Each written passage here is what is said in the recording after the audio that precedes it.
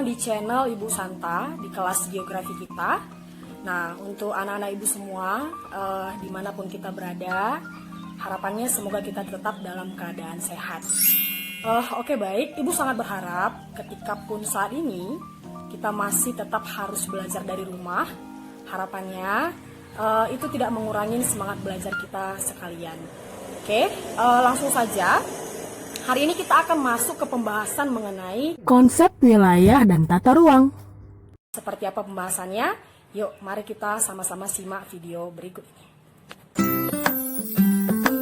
Konsep wilayah dan tata ruang. Nah, sebelum membahas lebih luas, pertama-tama kita harus paham dulu apa yang dimaksud dengan wilayah. Nah, jadi kalau dari sudut pandang geografi sendiri, wilayah itu diartikan sebagai bagian permukaan bumi yang dapat dibedakan dengan bagian lain di sekitarnya. Nah, mungkin untuk bisa semakin memahami pengertian ini, di sini Ibu akan sertakan beberapa contoh. Nah, yang pertama Ibu buat di sini adalah gurun. Nah, gurun dia dikatakan suatu wilayah. Kenapa?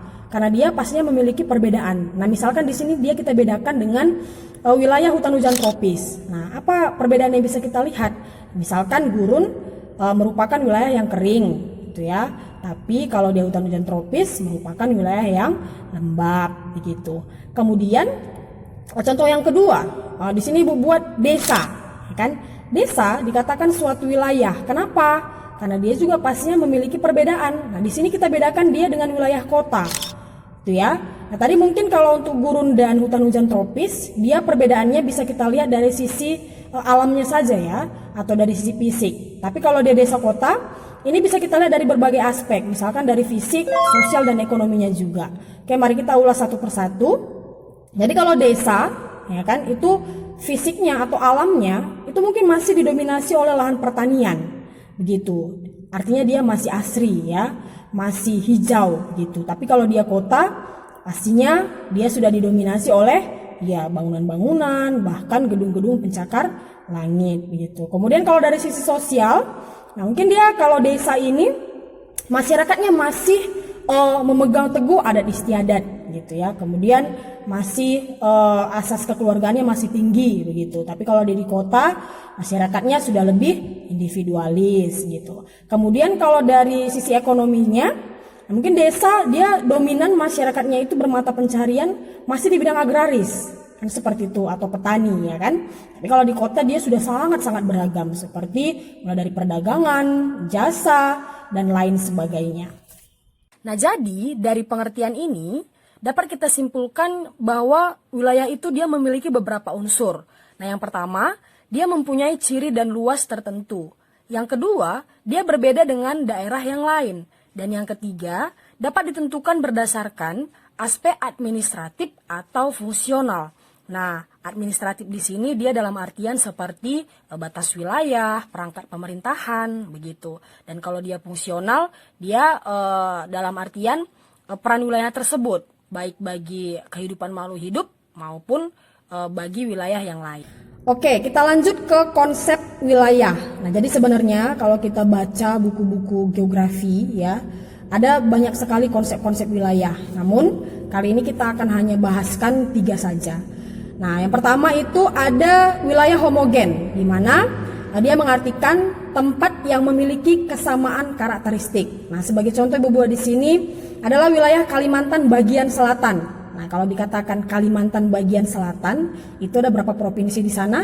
Ada 2 ya. Yang pertama ada Provinsi Kalimantan Tengah dan ada Provinsi Kalimantan Selatan. Nah, misalkan hasil sensus penduduk di kurun waktu tertentu itu menyatakan bahwasannya kedua provinsi ini dia memiliki presentasi penduduk usia produktif yang relatif sama, gitu. Nah, jadi artinya karena tadi relatif sama berarti Kalimantan bagian selatan ini bisa dikatakan sebagai wilayah yang homogen, begitu. Nah, itu dia. Kemudian yang kedua ada namanya wilayah fungsional. Nah, kalau wilayah fungsional ini sendiri dia lebih menekankan pada keterkaitan antar lokasi, ya kan? Tapi sering sekali keterkaitan ini dia lebih ke kegiatan ekonomi dia, gitu. Sebagai contoh Ibu buat di sini adalah Jabodetabek. Nah, kalau dikatakan Jabodetabek, Ibu rasa kalian sudah tidak asing lagi ya. Mana Jabodetabek ini adalah kepanjangan dari ya Jakarta, Bogor, Depok, Tangerang, dan Bekasi. Nah, di mana kesemua kota ini pastinya kalau dari segi ekonomi ya kan dia saling mempengaruhi satu dengan yang lain. Bahkan ketika kota-kota besar ini menjadi pusat perekonomian, tidak terlepas juga dari apa? Daya dukung kota-kota kecil di sekitarnya gitu. Artinya dia saling mempengaruhi, tidak terlepas satu dengan yang lain. Itu dia wilayah fungsional. Kemudian yang ketiga, ada namanya wilayah vernakular. Nah, ini sering dikenal sebagai wilayah perseptual. Nah, kenapa dia dikatakan perseptual? Karena dia didasarkan atas persepsi orang-orang terhadap suatu wilayah.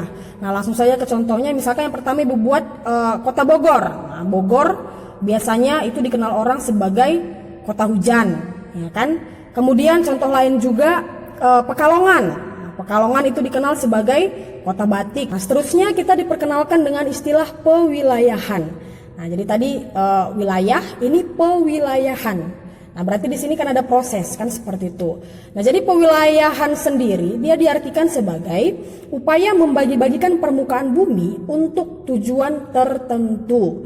Nah, di sini langsung saja Ibu buatkan contohnya. Misalkan kita buat berdasarkan iklim. Nah, jadi kalau berdasarkan iklim, permukaan bumi ini dia terbagi-bagi menjadi beberapa wilayah.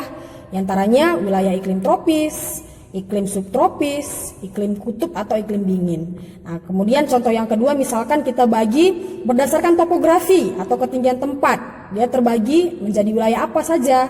Ini misalkan yang pertama wilayah dataran rendah dan wilayah dataran tinggi. Nah, itu namanya pewilayahan, proses pewilayahan begitu. Nah, jadi untuk pewilayahan sendiri dia memiliki beberapa metode ya untuk membagi-bagikan permukaan bumi. Nah, yang pertama dikenal dengan metode generalisasi atau biasa juga dikenal sebagai metode penyamaran. Nah, di mana ini dilakukan dengan cara mengubah atau menghilangkan faktor-faktor tertentu untuk menonjolkan karakter wilayah yang ingin dilihat. Nah, sebagai contoh Ibu buat di sini adalah peta persebaran flora di Indonesia. Jadi kalau kita perhatikan peta ini, nah sebenarnya ini kan dasarnya peta Indonesia ya. Jadi kalau peta Indonesia secara umum yang kita kenal, nah ini dia petanya. Ini masih berisi banyak informasi ya, seperti masih ada jalannya, masih ada sungainya, masih ada danau, gunung-gunungnya juga gitu ya. Tapi ketika kita ingin melihat karakteristik tertentu ya, dalam hal ini tadi ingin melihat persebaran flora di Indonesia. Nah, maka peta barunya itu, nah Ibu kembalikan lagi ya. Nah, jadi di peta baru ini bagian-bagian yang Ibu bilang tadi sebelumnya seperti gunung, jalan, itu tidak disertakan lagi, itu sudah dihilangkan. Nah, tujuannya apa? Tujuannya adalah untuk lebih menonjolkan karakteristik wilayah yang ingin kita lihat gitu. Itulah dia yang dinamakan dengan metode generalisasi. Kemudian yang kedua ada namanya metode delimitasi. Nah, untuk delimitasi ini sendiri dia dilakukan dengan cara penentuan batas terluar wilayahnya gitu. Nah, dia terbagi atas dua. Yang pertama itu ada delimitasi kualitatif. Yang pastinya dia berdasarkan kriteria tertentu. Nah, misalkan kita lakukan pada wilayah laut. Ya kan, misalkan kalau wilayah laut dalam dia biasanya penampakannya itu dengan biru tua misalkan. Tapi kalau dia laut dangkal dia dengan warna biru muda. Nah, jadi itu bisa kita batasin antara biru tua dan biru muda, kita buat batas terluarnya, begitu ya. Kemudian untuk yang kedua ada namanya delimitasi kuantitatif. Nah, jadi kalau untuk delimitasi kuantitatif sendiri, dia pastinya berdasarkan ukuran tertentu atau berdasarkan hasil hitungan kan seperti itu ya. Biasanya ini contohnya itu adalah seperti peta curah hujan di wilayah ini misalkan. Nah, jadi kalau curah hujan itu kan dia ada perhitungannya dari atas dasar hitungan-hitungan itulah kan dia dijadikan sebagai peta curah hujan gitu.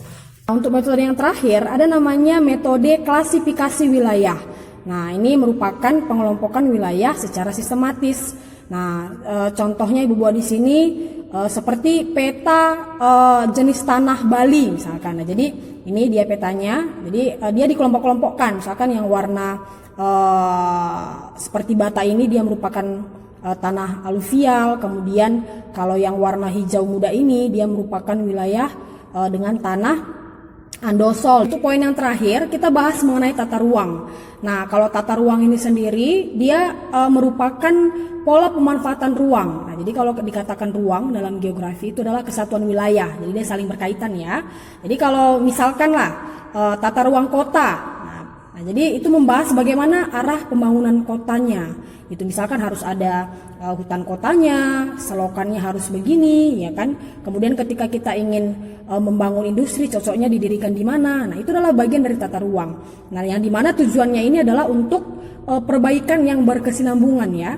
Nah, supaya wilayah itu bisa tetap ditempatin atau masih tetap bisa mendukung kehidupan yang ada di dalamnya. Nah, demikian pembahasan kita hari ini. Nah, tetap semangat buat kalian dan tetap nantikan video-video pelajaran kita berikutnya.